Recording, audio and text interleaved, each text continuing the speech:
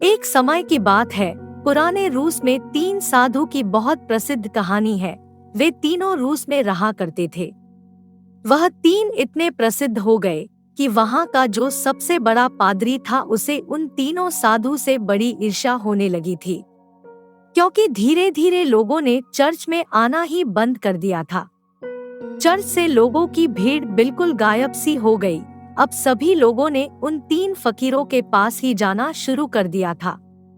वहाँ का प्रधान पादरी सोचता है कि वह तीनों कौन है जो मेरे रहते संत बन गए, क्योंकि इस आयत में एक प्रथा है कि जब तक चर्च किसी इंसान को मान्यता ना दे दे तब तक वह संत नहीं बन सकता। पादरी बड़ा परेशान दिखने लगा, क्योंकि लोगों में चर्च की लोकप्रियता दिनों दिन कम होती जा रही थी।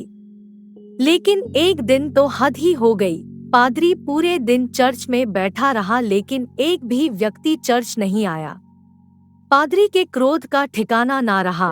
उसने निश्चय किया कि आज तो उन तीनों फकीरों की खैर नहीं, आज तो मैं उन तीनों को सबक सिखा कर ही रहूंगा। वह पादरी अपनी पूरी वेशभूषा में तैयार हुआ। उसने सोने का ताज पहना, हाथ में प्रधान पादरी का प्रतीक वाला सोने का डंडा लिया और चल पड़ा उन तीनों से मिलने। वे तीनों एक बड़ी सी झील के उस पार रहा करते थे। पादरी एक नाव में बैठकर झील के उस पार पहुंचा। थोड़ा आगे चलने पर उसे एक बड़े से पेड़ के नीचे 3 सीधे साधे इंसान बैठे हुए दिखाई दिए। वे तीनों पालकी मार कर चुपचाप उस पेड़ के नीचे बैठे थे। पादरी ने उनके पास जाके कहा, क्या तुम ही वह 3 प्रसिद्ध संत हो? तुम तीनों की वजह से ही लोगों ने चर्च में आना बंद कर दिया है। संत? अरे नहीं नहीं, हम किस बात के संत? हम तो संत बनने के लायक नहीं है। ये तो यहाँ के लोग कहते हैं कि हम तीनों संत हैं। पता नहीं किसने यह झूठी अफवाह फैला दी, जिसे सुनकर लोगों की भीड़ यहाँ आती है। हम तो रोज ही इन्हें मना करते हैं, यहाँ मत आया करो। लेकिन हम जितना मना करते हैं, भीड़ उतनी ही बढ़ती जा रही है। हम इस भीड़ से परेशान हो चुके हैं। ये भीड़ भाड़ हमें जचती ही नहीं। हम तो एकांत में रहना चाहते हैं।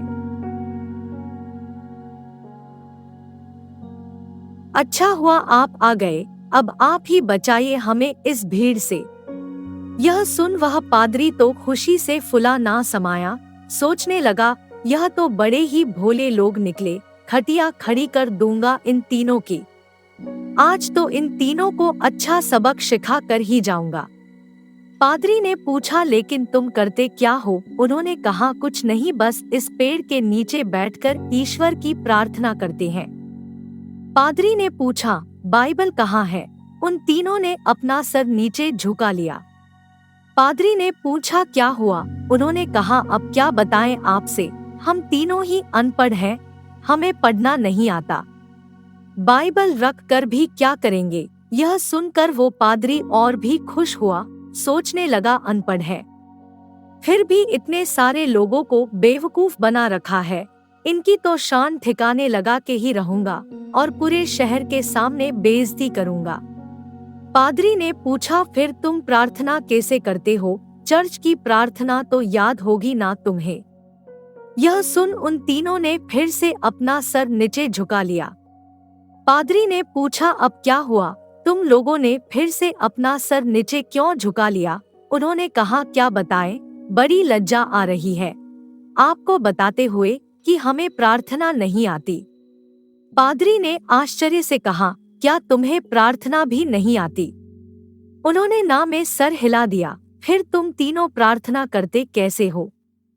उन्होंने कहा, आपके चर्च की प्रार्थना तो बड़ी लंबी चौड़ी है, हम अनपढ़ गवारों को तो याद ही ना हो पाई, और फिर गलत पढ़ने का कोई मतलब ही नहीं है। इसलिए बहुत सोचने के बाद, बहुत गणित बनाने के बाद हमने अपनी खुद की एक प्रार्थना बना ली।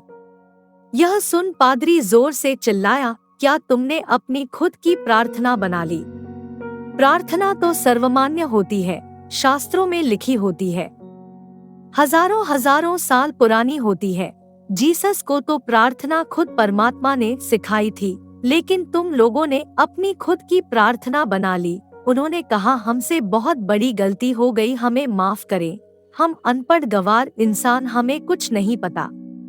अब आप हमें जो प्रार्थना सिखाएंगे हम वही प्रार्थना आज से करेंगे। हम आपके पैर पड़ते हैं, हमसे बहुत बड़ी गलती हो गई, हमें क्षमा करें और आप हमें अपनी वाली प्रार्थना सिखाएं। लेकिन पादरी के मन में भी जिज्ञासा जागी, देखूं तो उन्होंने कौन सी प्रार्थना बनाई है।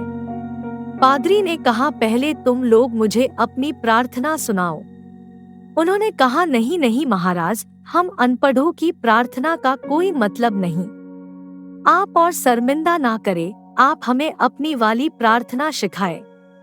लेकिन पादरी नहीं माना, इसलिए पादरी के बार बार कहने पर आखिर वह अपनी प्रार्थना सुनाने के लिए राजी हो गए।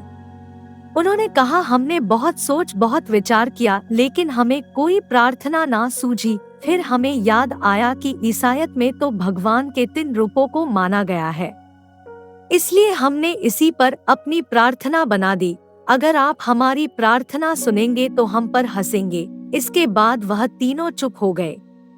पादरी ने कहा, अरे सुनाओ, नहीं हंसूंगा।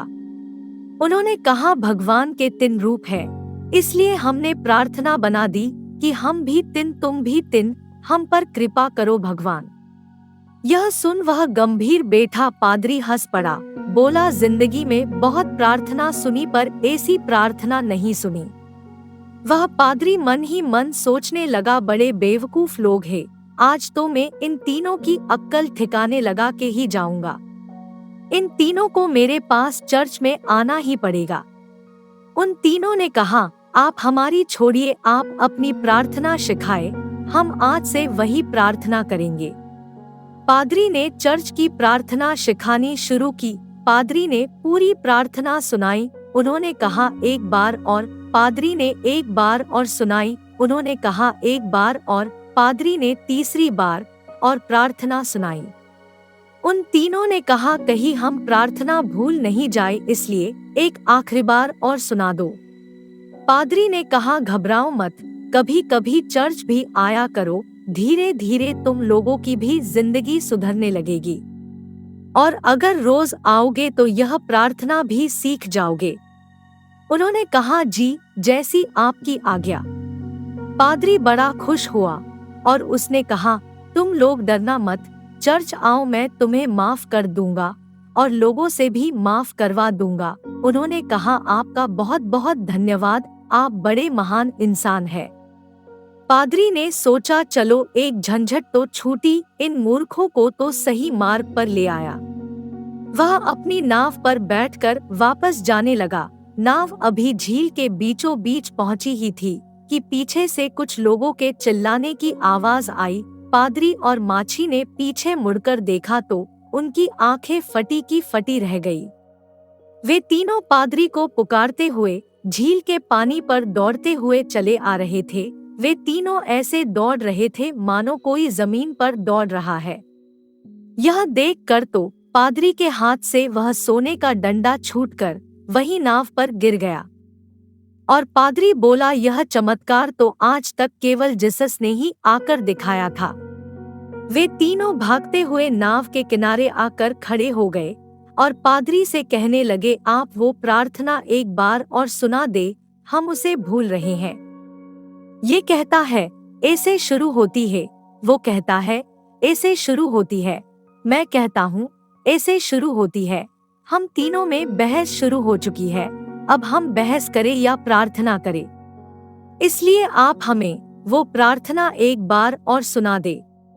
पादरी ने तो झुककर उनके पैर ही पकड़ लिए और कहने लगा, अब तक जो भी बताया है, जो कुछ भी कहा है, सब कुछ भूल जाओ। तुम्हारी प्रार्थना जीती और मेरी हारी। तुम्हारी प्रार्थना ही श्रेष्ठ है क्योंकि वह सुन ली गई है, और सच तो यह है कि अब से मैं भी तुम्हारी वाली ही प्रार्थना करूंगा। गलती तो मुझसे हुई है जो मैंने तुम्हारी प्रार्थना को कम समझा, जबकि कमी तो मेरी श्रद्धा, मेरी आस्था में थी। कमजोर तो मेरी प्रार्थना थी, इसलिए आप लोग मुझे क्षमा करें, आप लोगों का बड़ा उपकार होगा। वह तीनों फकीर बोलते रहे कि आप एक बार हमें अपनी प्रार्थना और सुना दे। लेकिन वह पादरी चुपचाप अपना सर झुका के वहां से चला गया। लियो टोल्स्टॉय की यह कहानी हमें सिखाती है कि यह जरूरी नहीं कि हमारे द्वारा की गई प्रार्थना शास्त्रों से ही ली गई हो, वो बहुत प्राचीन ही होनी चाहिए। लाखों लोगों द्वारा मान्यता प्राप्त होनी चाहिए। अगर हमारी प्रार्थना सच्ची है, सच्चे मन से की गई है, तो वो परमात्मा के द्वारा जरूर सुनी जाएगी। फिर वह 2 शब्दों की साधारण सी ही क्यों न हो। इन 3 साधुओं से सीखने को यह मिलता है कि हम चाहे कुछ भी करें, लेकिन वह कार्य को दिखावे के उद्देश्य से ना करें। हम जब भी कोई कार्य करें तो हमारी पूरी आत्मा उस कार्य में उतर जानी चाहिए। उस कार्य के प्रति पूरा हमारा समर्पण होना चाहिए। अगर हम हर कार्य को इसी तल्लीनता से कर पाए तो हमारी सफलता निश्चित है।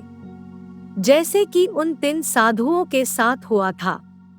उन्होंने अपनी प्रार्थना को इतने समर्पण भाव से किया था कि प्रार्थना उन्होंने नहीं उनकी आत्मा ने की थी। फिर उनकी प्रार्थना इतनी सच्ची हो गई कि ईश्वर भी उनकी प्रार्थना सुने बिना ना रह सका।